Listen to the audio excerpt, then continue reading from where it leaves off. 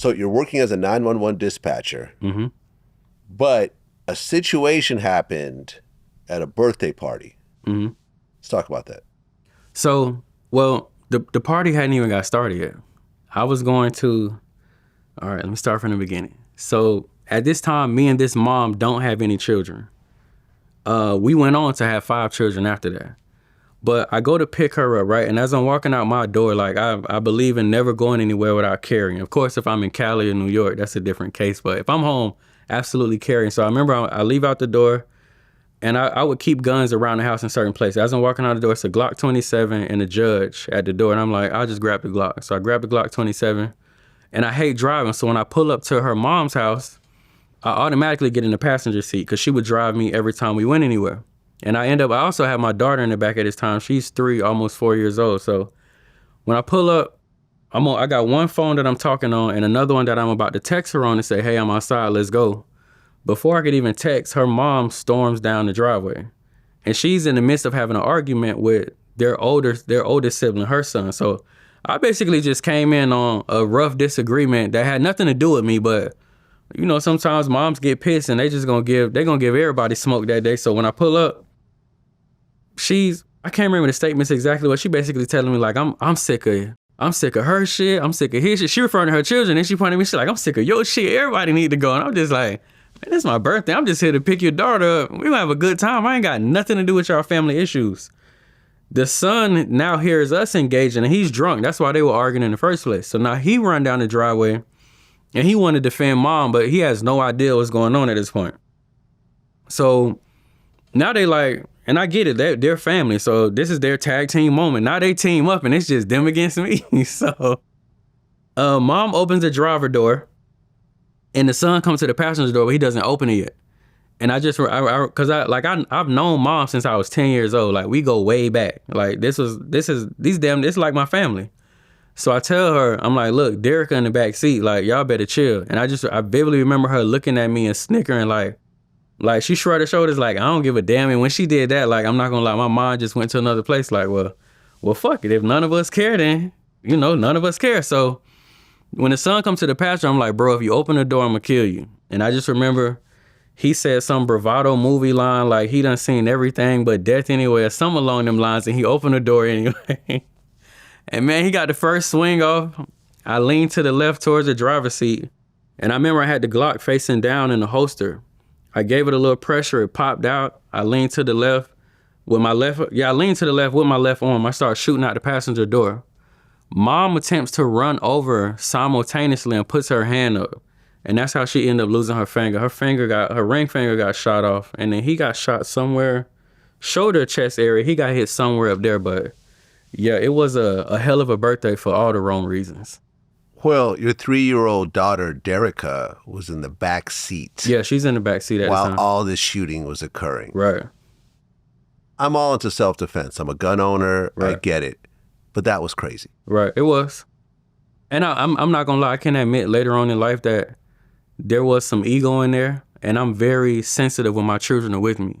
So I feel like if you attempt to violate a man or a woman, especially while they have their children present, then that calls for, you know, what could be lethal action. So yeah, I was highly pissed that I made it clear my daughter's right here and y'all still gonna go with y'all moves. So I felt like in that moment, I had to demonstrate the worst way I could. Okay, so you shot your daughter's grandmother, her finger off? Yeah, so... And then you shot your daughter's uncle in the shoulder. Yeah, my 5 daughters, I shot their grandmother and their uncle, yeah. Yeah. 5 of my daughters. I have 8 total, but 5 of my daughters, yeah. Right. Your daughter's 3. Now, does she remember that at all? Yeah, she remembers it, yeah. Okay. Vividly, man, one of the big, I remember turning back down and I'm like, babe, you all right? And she was like, I'm okay, daddy, are you okay? And I just was like relieved in that moment, like, all right, well, at least she's not crying and screaming and losing it right now. Okay. I assume someone calls the police at some point? I did. I actually called them. So at this time, I'm done being a dispatcher, but I know the law. Like I've been a dispatcher. My dad raised me on law, so I know like, hey, get out of here, retreat, make the 911 call, because I do understand the laws in Florida in self-defense. And I'm not gonna lie, like it took me a second to even get to that moment because when the adrenaline started pumping, like I remember when I first shot them, It was scary. I'm not gonna even for me, because they didn't budge. Like when I jump out the car and I draw down fully, mom is still walking towards me. Like it's literally like the fingers hanging on by a strand.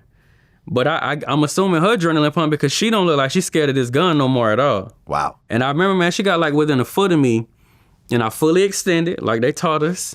And I was just like, if you take another step, I'm gonna blow your fucking head off. And she just stopped. And her brother's name is Red. She was like, Red, get in the house. And in that moment, they just like turned and ran up the driveway. And he was like, I'm going to get my gun. And still, I'm in egotistical mode. So I'm like, go get it. And then that's when the light bulb came on. Like, you're 3-year-old in the back, bro. You cannot have a shootout. Be smart and get your ass out of here, because now it's gonna escalate to something totally different. And that's when I drove like 5 blocks over, hyperventilating. Like literally 911 thought I got shot. The lady kept asking, "Are you hit? Are you hit?" I'm like, "No, I shot them, but y'all come on." And then, I drove 5 blocks over, and that's when the police made it. And then it was a whole nother chapter after that. Okay. Have you ever shot anyone up to that point? No, I shot at somebody and I've been shot at, but I've never experienced like seeing a bullet touch flesh from my gun. No. Okay. So now you got 2 people shot. Mm-hmm. Did either one of them have weapons? No. Okay. Because ultimately you got off by stand your ground. Right. How did you prove the stand your ground part? Well, one, the fact that they both opened the driver and the passenger door, that was equated to vehicular burglary. Because you can't forcefully open doors and try to accost people who are in their dwelling/vehicle. So they were wrong in that regard. Got it. And then because he swung, and I was able to, verbally prove like, hey, I was in danger, and I got a 3-year-old with me. And I'm not gonna lie, nepotism, I feel absolutely played a role in that whole thing. That's why I say like that. Even when the police got it, that was a whole nother chapter. But that's how I was able to chalk it up to stand your ground. Yeah, look, if this happened in Los Angeles or New York, you'd have a lot of problems on your hands. Absolutely. Like for example, my man Taxstone, who's doing like 45 years right now over the whole Troy Ave situation. Yep. He got punched in the face first. Right. He pulled out a gun and killed Banger. Right. And I think shot Troy Ave. Mm-hmm. And he was found guilty. Right. And now he's doing all this time. And I've always said, if this happened in Florida, he would have walked free. He would have been fine. Absolutely. He actually got punched in the face first. Right. Like in Florida, like for example, I interviewed Lil Tim, who killed King Von.